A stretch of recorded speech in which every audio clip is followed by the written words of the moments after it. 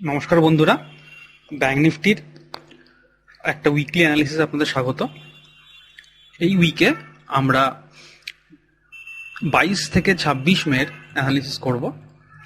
25 মে আমাদের এক্সপায়ারি পড়ছে।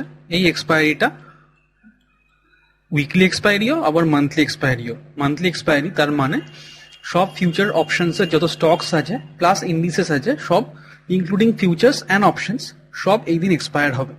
তো এই মান্থলি এক্সপায়ারি খুব ইম্পর্টেন্ট এক্সপায়ারি হয়। তো ব্যাংক নিফটি অ্যানালিসিস করছি আমরা। এটা monthly chart bank Nifty. Monthly চার্টে দেখুন এটা ডাবল টপ ফরমেশন। ব্যাংক নিফটিতে 44,151.80 অল টাইম হাই ছিল। এই উইকে 44,151.70 হাই হয়েছে, মানে 10 পয়সার জন্য bank Nifty all time high break করতে পারেনি। তো এখানে একটা ক্লাসিক ডবল টপ ফরমেশন হয়েছে।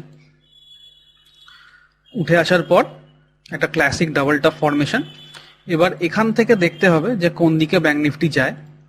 যদি নামার হয় তাহলে ব্যাংক নিফটি নামবে, একটা এম টাইপ ফরমেশন ক্রিয়েট হতে পারে, অথবা এখান থেকে যদি ওঠার হয় তো ব্যাংক নিফটি উঠেও যেতে পারে এখান থেকে। যেমন এখানে হয়েছে, দেখুন এখান থেকে উঠে এসছে, এসে একটা ডাবল টপ ফরমেশন হয়েছিল, এখানে উঠে কিছুদিন কনসলিডেট করে আবার ব্রেকআউট দিয়েছে। তো এখানেও দু একদিন থেকে ও ব্রেকআউট দিয়ে দিতে পারে, ওপরে নামবেই এরকম কোনো ব্যাপার নয়, উঠতেও পারে। তো এটা গেল মান্থলি চার্ট। উইকলি চার্টে দেখি। উইকলি চার্টে এখানে একটা কাপ ফরমেশন আমরা দেখতে পাচ্ছি। যে কাপের কথা আগের উইকেও বলেছিলাম, একটা কাপ ফরমেশন দেখতে পাচ্ছি। আর ব্যাংক নিফটি এখন কাপের একদম টপে আছে। তো এই প্লেসটা রেজিস্ট্যান্সের কাজ করবে আর করছেও। তো এখান থেকে ব্যাংক নিফটি যদি একটু নেমে আসে, একটা হ্যান্ডেল বানায়, তারপর যদি ওপরে ব্রেকআউট দেয়, তাহলে একটা খুব সুন্দর আপসাইড মুভ আমরা দেখতে পাবো এখানে। তো সেটার জন্য ব্যাংক নিফটিকে একটু রিট্রেস করতে হবে। তো এখান থেকে একটু রিট্রেসমেন্ট হতে পারে বলে আমার মনে হয়। তো এটা একটা কাপ প্যাটার্নও। আর একটা জিনিস এখানে দেখার আছে, যেটা আমি অনেক উইক ধরে বলে আসছি, যে ব্যাংক নিফটি কিন্তু প্রিভিয়াস উইকের লো ব্রেক করছে না। তো যত যাদের পজিশন ছিল সব প্রিভিয়াস উইকের লোতে ট্রেল হবে। যেমন আগের উইকে আমাদের এসএল ছিল এখানে, এই উইকে এসএলটা ট্রেল হয়ে চলে আসবে এই লোতে, যেটা নিয়ার অ্যাবাউট 43,400 এর কাছে। তো পজিশনালি 43,400 হচ্ছে ডাউন সাইড লেভেল, যেটা ব্রেক করলে ফল আসবে। আর এই লেভেলের নিচেই আমরা সেল করব ব্যাংক নিফটিকে। যে টার্গেটগুলো আমরা দেখব, ফার্স্ট টার্গেট আমাদের কাছে 43,344। আমি স্মল টার্গেটে এখানে দেখাচ্ছি, 7টা কি 8টা টার্গেট হবে, যেটা এই উইক ধরে আমরা চলবো, আমি চলবো অ্যাকচুয়ালি। সেকেন্ড টার্গেট হচ্ছে 43,264। থার্ড টার্গেট আমাদের কাছে থাকবে 43,178। এই টার্গেটগুলো কিন্তু একটা ভেঙে একটা সাস্টেন করলে তবেই এইগুলো, এমন নয় যে আমি এখানে সেল করে একদম লাস্ট 7 কি 8 নম্বর টার্গেটের জন্য ওয়েট করব না। যেখান থেকে আমি যখনই এই লেভেলটা ব্রেক করে এই লেভেলের কাছে আসবে, তখন এটা আমার স্টপ লস হয়ে যাবে, যে এই লেভেল ব্রেক করলে আমি স্টপ লস নিয়ে বেরিয়ে যাব। মানে একটা টার্গেট পাওয়ার পরে আমি কখনোই আবার ওয়েট করে থাকবো না আমার পজিশন লসে যাচ্ছে সেটা দেখার জন্য। আচ্ছা, ফোর্থ টার্গেট আমার কাছে 42,980। আর এটাই আমাদের উইকলি টার্গেট হবে। এটাই ম্যাক্সিমাম ফল এই উইকে আসতে পারে যদি ডাউন সাইডে যায়।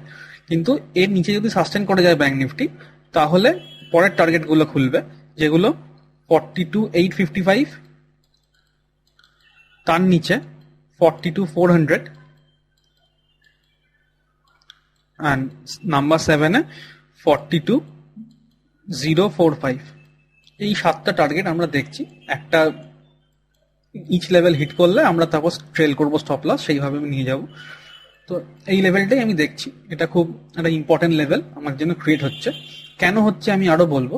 ডেইলি চার্টে যদি আমি আসি, তাহলে এখানে দেখছি যে এই কটা ক্যান্ডেল দেখুন, 1 2 3 4 5 6 7, এই 7টা ক্যান্ডেল একটা ন্যারো রেঞ্জের মধ্যে ঘুরছে। 7টা ক্যান্ডেল একটা ন্যারো রেঞ্জের মধ্যে হচ্ছে, which is called NR7 pattern.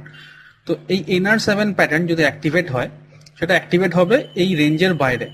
That is যদি ওপরে ব্রেক করে বা নিচে ব্রেক করে। তো যদি নিচে ব্রেক করে, তাহলে আমি বেশি উইলিং থাকবো সেল করার জন্য, যেটা আমার 7 স্টার ট্রেড হবে। আর সেটা আমি একটা লম্বা টার্গেট দেখবো, যে 2500 থেকে 3000 পয়েন্টের একটা ডাউনফল আমার টার্গেট থাকবে। তো যেখানে এই টার্গেটগুলো এই উইকের মধ্যে আসছে। তো এটা হচ্ছে একটা। আর যদি আপ সাইডে ব্রেক করে তাহলেও আমি ট্রেড করব, কারণ 44,157 এই লেভেলটার যদি ব্রেক করে তাহলে 44,240 আর তারপরে 44,420 এই দুটো লেভেল ব্যাংক নিফটি এই উইকে আসতে পারে যদি এটা ব্রেক করে তাহলে। কিন্তু ওপর সাইডে আমি 4 বা 5 স্টার ট্রেডই ভাববো, আর ইন্ট্রাডে হিসেবেই দেখবো, বা যদি পজিশন নিয়েও কম পজিশন বা রিস্ক ম্যানেজমেন্ট করে পজিশন নেব। কিন্তু ডাউন সাইডে আমি 7 স্টার দেখছি আর মন খুলে শর্ট করব নিচের সাইডে। তো এটা বন্ধুরা এই উইকের অ্যানালিসিস। আমি সেভিংস অ্যানালিস্ট নই, তো এগুলোকে কোনো রেকমেন্ডেশন ভাববেন না, এগুলো এডুকেশনাল পারপাসের জন্যই বানানো, আপনারা শিখুন।